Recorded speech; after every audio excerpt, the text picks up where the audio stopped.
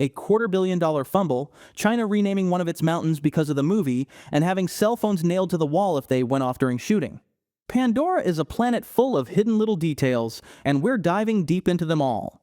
These are the cinema secrets you missed in James Cameron's Avatar. The star who missed out on $500 million. We start with the most shocking of all Avatar secrets, the decision made by movie star Matt Damon. James Cameron initially offered the lead role to Damon, sweetening the deal with an unheard-of perk: 10% of the movie's profits. Damon declined due to his commitments to the Bourne franchise.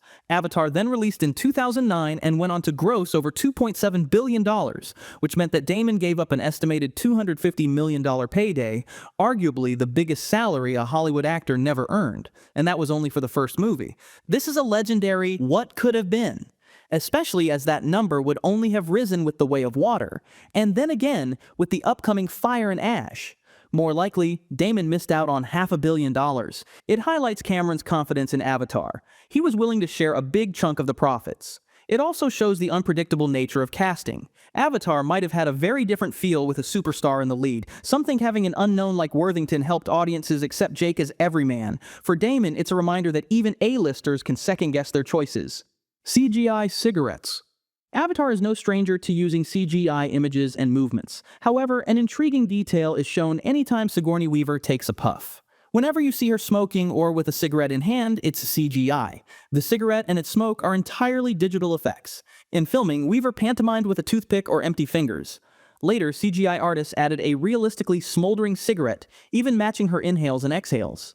We can see this clearly in a deleted scene from the movie, The Jungle Boot Camp. If you think the actors looked comfortable in the wild, it's because James Cameron gave them no choice. The most method moment of the production didn't happen on a soundstage, it happened in the Hawaiian rainforest.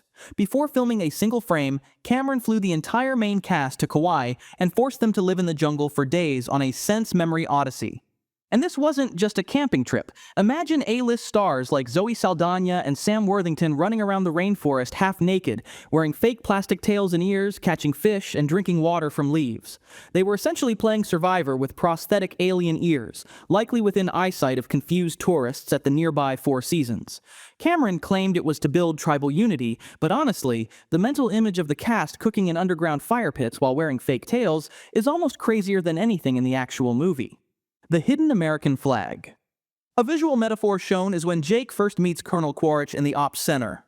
The backdrop of Quaritch's briefing area subtly resembles the US flag. The wall has evenly spaced horizontal blinds lit by bright light, and in the upper left corner, a solid rectangular vent creates a stars and stripes layout. It's as if the walls themselves form an American flag behind Quaritch. This visual Easter egg reinforces Quaritch as a symbol of American militarism and colonial power. Fingers and eyebrows. An on-screen detail is how the human-made avatars differ subtly from true Na'vi in anatomy. Jake's avatar has 5 digits on each hand and foot, whereas the native Na'vi have only 4 fingers and toes. Additionally, avatars sport human features such as eyebrows, which the Na'vi lack. Imagine how much more expressive his face must have been to the Na'vi.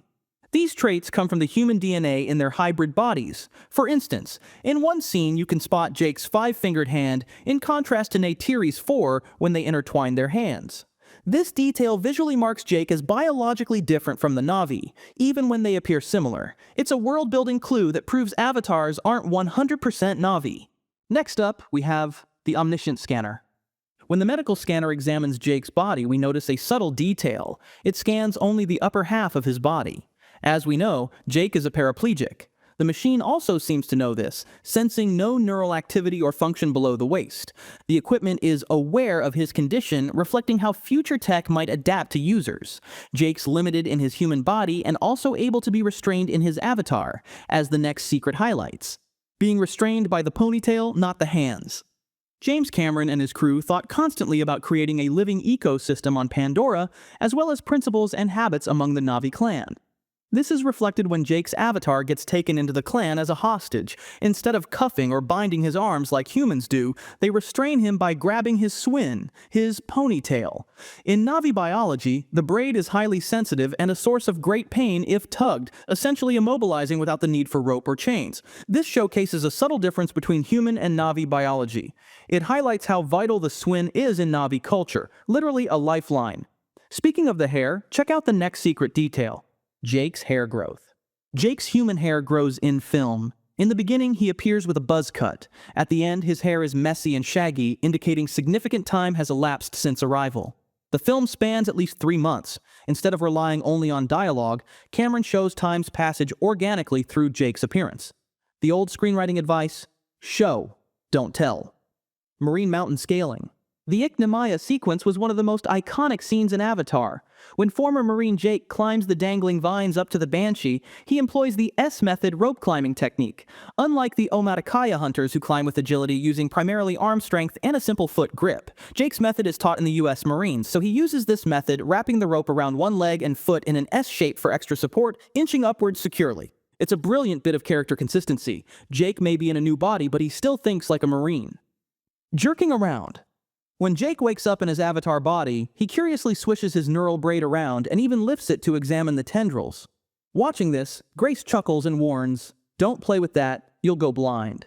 It's a quick, cheeky line that might fly over younger viewers' heads. The joke references a common older saying, uttered to discourage teenage boys from playing with themselves. Prehistoric roars on Pandora. In key creature sequences, notably the Thanator chase scene, you may have heard something familiar. The Thanator's screech and roar sounds were inspired by the classic movie Jurassic Park. Likewise, the dire horses make snarling and clicking sounds that are modeled on the velociraptors. Famed sound designer Christopher Boyes worked on both films, so depending on how you look at it, it's either a fun tip of the hat or straight up lazy. For some viewers, it's an enjoyment-enhancing Easter egg, that "I recognize that roar" feeling, while for others, it works subliminally.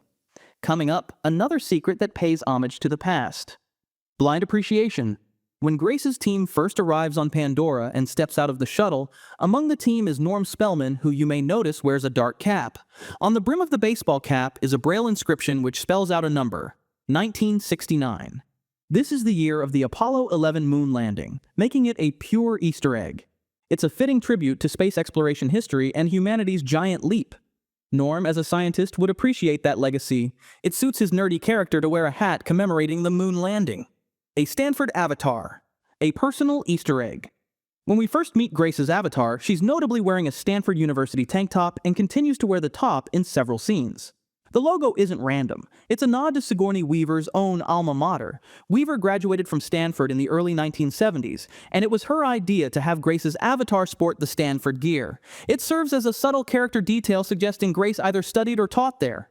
Do you think Grace got a special size shirt for her avatar before she even became one? Let us know down in the comments. The 𝐿orax's cameo. An intertextual reference appears in the extended cut of the film when Grace is shown in the schoolhouse at 𝐏𝐻𝐧 Gate reading Dr. Seuss's The 𝐿orax to the kids. Grace uses the famous environmental cautionary tale as a lesson for the Na'vi kids learning English. Although not in the original, this detail perfectly aligns with Avatar's central theme of environmentalism. The 𝐿orax essentially faces the same conflict the Na'vi face against the RDA. By including this, Cameron draws a link between our world and Pandora while showing Grace's instilling respect for nature. While the 𝐿orax parallels the story, the next secret foreshadows it, foreshadowing the end at the very beginning. In the opening shot of the theatrical cut, we hear Jake Sully's narration over dreamy imagery of a blue-tinted forest, before transitioning to Jake emerging from cryosleep inside a pod filled with blue light. This image is strikingly similar to the final scene of the movie, Jake's eyes opening in his new Na'vi avatar body after his consciousness transfer. It creates a bookend. The opening image subtly primes the audience for the idea of Jake waking up to a new life. He starts literally immobile, contained behind glass and reliant on machines. By the end, he opens his eyes free and fully alive as a Na'vi. If you're enjoying the video, make sure to like and subscribe. The Na'vi evolution. Have you ever stopped to think about the Pandoran wildlife's anatomy? Specifically, their limbs. Nearly all indigenous animals have 6 limbs. In contrast, the humanoid Na'vi and avatars have the human standard 4 limbs. The 𝐿orax, a lemur-like monkey, holds the clue. The blue arboreal creature has what looks like 2 arms, but in reality it's a 6-limbed creature with 2 arms fused. It implies that Pandora's intelligent humanoids might share a common ancestor with 6-limbed animals. Essentially, the Na'vi are the evolutionary odd ones out on Pandora, and the 𝐿orax is the missing link demonstrating the genetic evolution in the species we see. If the theory is correct, it would prove Cameron's extreme dedication to internal consistency. The Na'vi, having 4 limbs, may be motivated by the need to make them relatable to humans, but he still seemingly justifies it within the story's science.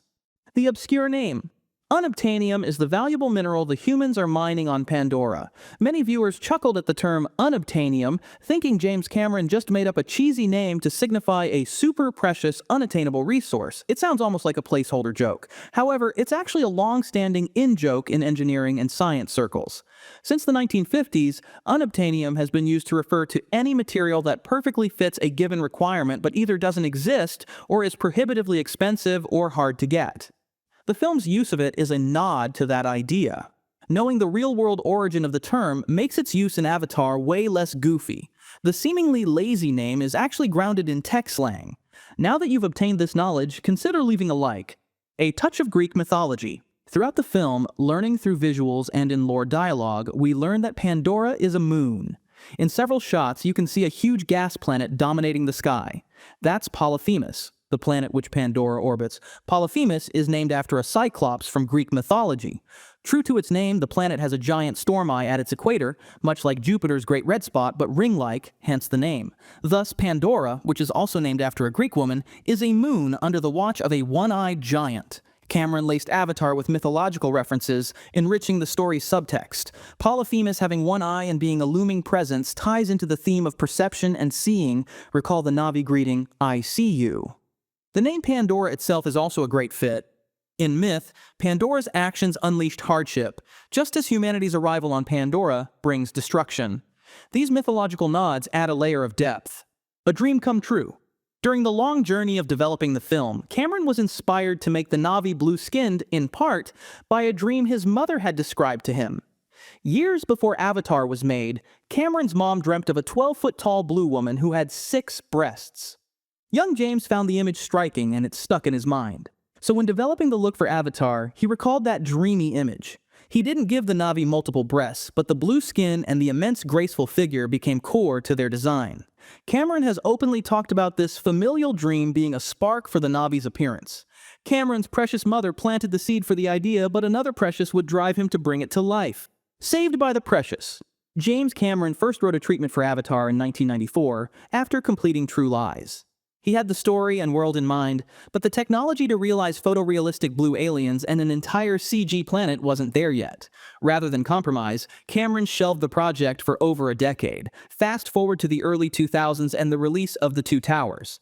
That film showcased 𝐏𝐚𝐬𝐧, a fully CG character acted via motion capture. Seeing 𝐏𝐚𝐬𝐧's believable integration, Cameron was convinced that technology had caught up enough to make Avatar. He has said that those examples of compelling photorealistic CG characters in a real-world setting gave him confidence to proceed.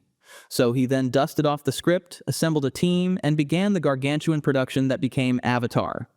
Peter Jackson's achievements paved the way for Cameron to go bigger. It also highlights Avatar's role in cinema history. After Avatar, performance capture and 3D world-building became much more common, but it took a visionary to take the risk at the right time. A real language. The foreign words you heard spoken by the Na'vi and scientists are not gibberish words, by the way. They're actually part of a fully constructed language. Cameron hired linguist Dr. Paul Frommer to create the language from scratch. Starting in 2005, Frommer developed a full language with a unique sound palette, grammar, and over 1,000 words by the time the film was done. The inspiration, or similar structures and dialects, came from elements in Polynesian and African languages, but are entirely original. Like the previous secrets, it adds to the dedication and attention to detail, creating immense authenticity to the film. Rather than using exotic-sounding phrases, having a real language means the dialogue can be translated and make sense if you're determined enough to learn it. Are you determined to subscribe? If you are, you'll enjoy the music of the next secret. Otherworldly instruments. Braveheart composer James Horner literally crafted an otherworldly sound by incorporating newly invented instruments and global music elements in Avatar's score. He didn't want the music of Pandora to sound like a typical orchestra from Earth. He wanted it to sound almost alien. Horner scoured the world for unusual instruments, such as deep primitive flutes from different cultures, including a blend of South American and Finnish flute-like sounds. He then invented custom instruments to create unique tones that didn't exist. For example, he mentions programming instruments that combined qualities of a gamelan with flutes to produce a magical glow in the sound. The immersive power of Avatar owes a great deal to its audio landscape. Horner's approach made Pandora sound as unique as it looks. This was not a cookie-cutter science fiction soundtrack. It also means the Na'vi chants and songs felt authentic to a culture we've never encountered before. from living in a car to starring in Avatar. When James Cameron cast Sam Worthington, the Australian actor was virtually unknown in Hollywood. Worthington even revealed that just before landing the role, he had hit rock bottom. He sold most of his belongings and was living out of his car in Australia. Disillusioned with his life, he had considered quitting acting until he got the audition call for Avatar. The studio flew him to LA. Cameron saw something he liked in the no-name actor and gave him the lead role in the biggest film of all time. Even during audition callbacks, Worthington didn't have a permanent address. Producer John Landau recalled they struggled to reach him at one point because he was away camping without cell reception. Practicing what you preach. James Cameron is a vocal environmentalist and vegan. During the production, he enforced a strictly plant-based menu for the cast and crew on set. No animal products were served. Cameron did this out of principle. Avatar's story champions living in harmony with nature and respecting life. So he wanted production to practice what they preached. This has been confirmed in interviews, articles, and he and Landau have mentioned this in Q&As. Cameron became an even more outspoken vegan activist in the 2010s. Phones holding up production. More of an apocryphal this time, Sam Worthington confirmed that a standing rule on the Avatar set was that no phones were to be used during shoots, otherwise they would be nailed to the wall. Cameron admitted he'd definitely use the nail gun if it came to it, but not in an emotionally enraged way. "I would do it in a calculated theatrical way. That's the beauty of my reputation," he said. "I don't have to shout anymore because the word is out there already." Moving on to the final secret in our countdown, and it is possibly the most bizarre of the lot. An entire mountain renamed. The design team based the look of Pandora's floating mountains on the stone pillars in China's 𝐏𝐚𝐬𝐧 National Forest Park. The film, as we know, went on to be the highest-grossing film of all time. This success inspired China to rename one of those pillars. The southern sky column is now known as Avatar Hallelujah Mountain, because, according to the park, it's the pillar that inspired Cameron the most. So, which was your favorite secret? What's your take on the life and details within Pandora? Let us know in the comments down below, and stay tuned for more secrets to be revealed in our upcoming videos. Until then, like, subscribe, and thanks for watching.